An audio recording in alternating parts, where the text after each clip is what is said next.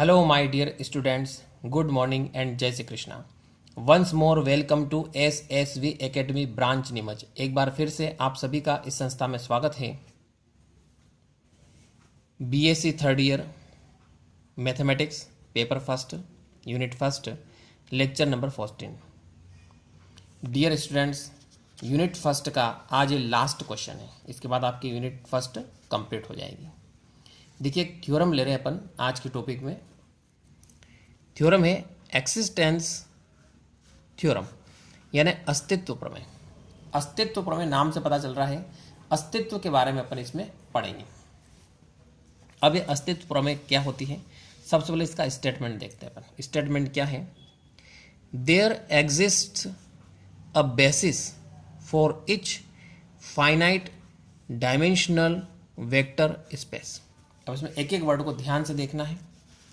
Dimensional, finite का मतलब होता है परिमित,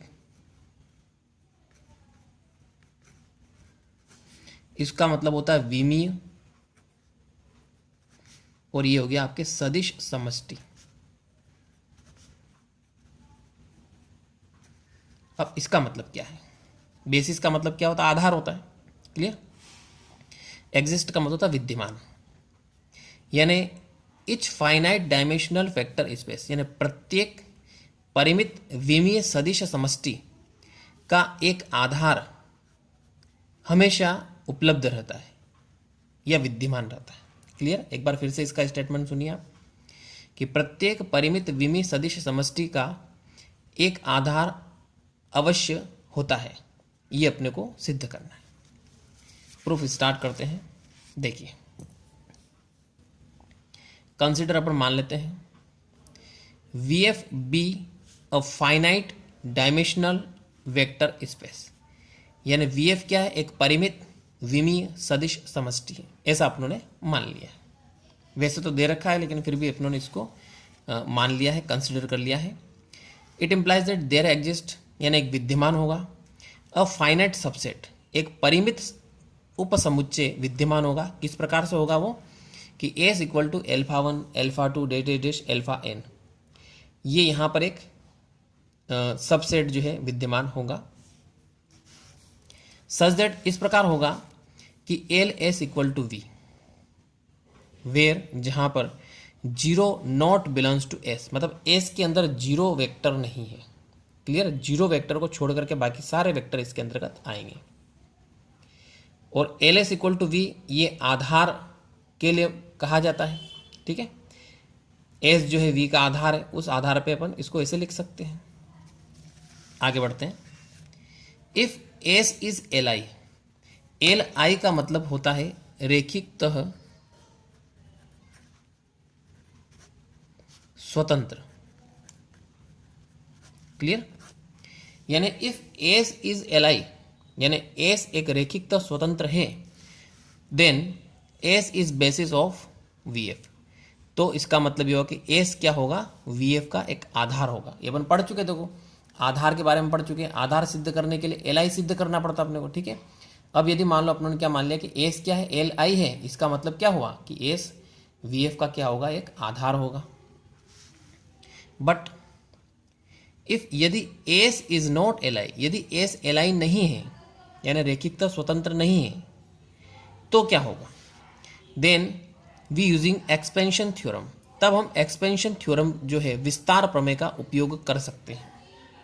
ये विस्तार प्रमेय जो Li नहीं होता है, यानी जो परतंत्र होता है, LD होता है, उसके लिए लागू होता है. Clear? It implies that there exist एक एलिमेंट लिया अपने alpha I belongs to S.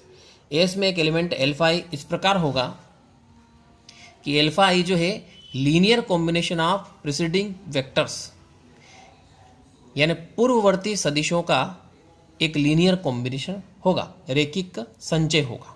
Alpha I, alpha आई को कैसे लिखेंगे? देखो, B1 alpha 1 B2 alpha 2 dash BI minus 1 into, यहाँ पे इंटू लगा है ना, into alpha I minus 1 second equation. Clear? अब यहाँ पे एक कम तक चला, यहाँ पे जैसे एल्फा आई चल रहा है, तो यहाँ पे एल्फा I माइनस 1 एक कम तक चलना अपने को. क्लियर? इक्वेशन 2. आगे बढ़ते हैं. वापस मान लेते अपन, consider a subset S dash, एक और नया सेट माना अपनों ने एस डैश, और किस प्रकार से माना है कि अल्फा आई एलिमेंट को छोड़ के बाकी सारे एलिमेंट इसमें हैं, ये अपन मान लेते हैं।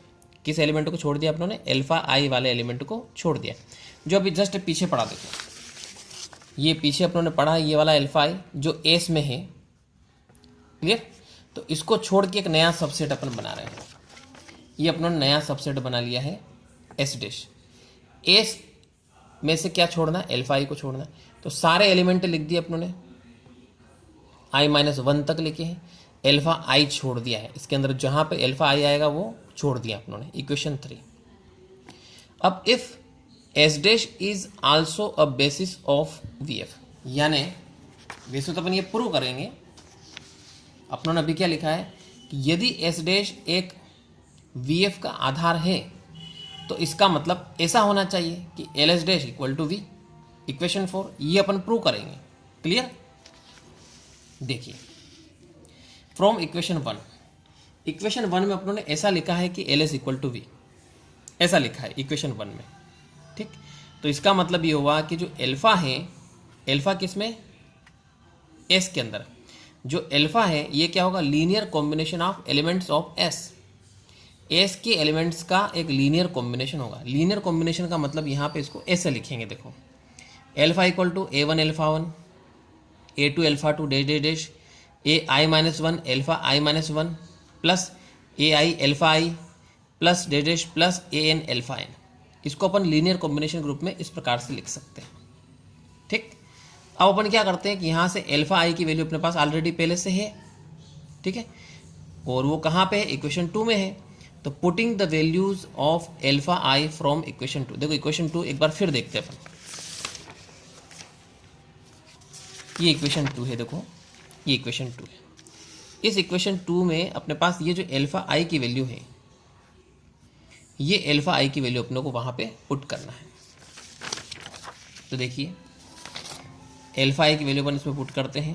अल्फा आई कहाँ पे आ रहा था? देखो यहाँ पे आ रहा था अल्फा आई, इस स्टेप में आ रहा है, क्लियर। इस स्टेप में अल्फा आई आ रहा है, तो यहाँ पे अपने को वैल्यू पुट करना है अल्फा आई की जगह, ये लिख दिया ब्रैकेट में, क्लियर। ऐसा कैसा लिख दिया, बाकी पूरा ऐसा लिख दिया। इसके बाद plus dash dash dash plus AN alpha N, ये ऐसा कैसा लिख दिया। इसके बाद क्या करते हैं अपन? यहाँ से कॉमन निकाल देते। देखो इस टर्म को और इस टर्म को देखना, दोनों में अल्फा 1 कॉमन निकल रहा है, ये अल्फा 1 कॉमन निकाल दिया। अंदर के बचा A1 प्लस यहाँ से क्या आएगा? AI B1, ये लिख दिया। फिर प्लस अगले वाले में अल्फा 2 कॉमन निकालोगे तो यहाँ से अल्फा 2 और यहाँ से अल्फा 2, देखो आप अल्फा 2 कॉमन निकालोगे तो यहाँ से क्या आएगा? A2 और प्लस यहाँ से क्या आएगा? AI B2, ऐसा आ जाएगा, और अल्फा 2 बाहर निकल गया प्लस डैश डैश। फिर इसके बाद I-1, यानी इस वाले में से देखो आप, इसमें से और इसमें से दोनों में अल्फा I-1 कॉमन निकालते हैं, तो यहाँ से बचेगा AI-1 और BI-1, ये बच गया अपने, और इंटू इसका भी मल्टीप्लाई कर दिया इसमें, plus dash dash plus AN alpha N, ऐसा कैसा आ गया।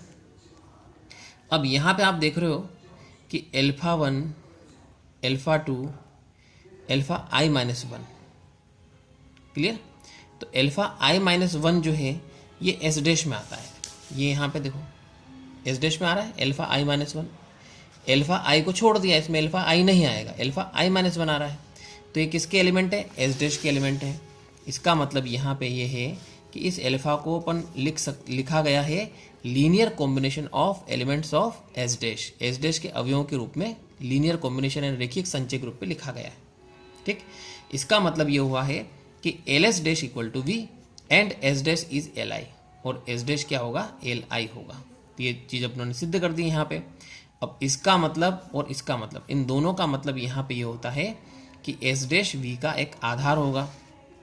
तो यहाँ पे सिद्ध हो गया है कि S dash is a basis of V F, यानी एस डैश जो है एस वी एफ का एक क्या होगा? आधार होगा। तो लास्ट में अपन सिद्ध कर सकते हैं, सो वी कैन से, इसलिए हम कह सकते हैं, वापस पूरा का पूरा कथन अपने को इसका लिखना है, there exists a basis for each finite dimensions vector space, यानी प्रत्येक परिमित विमी सदिश समष्टि का कम से कम एक आधार अवश्य होता है।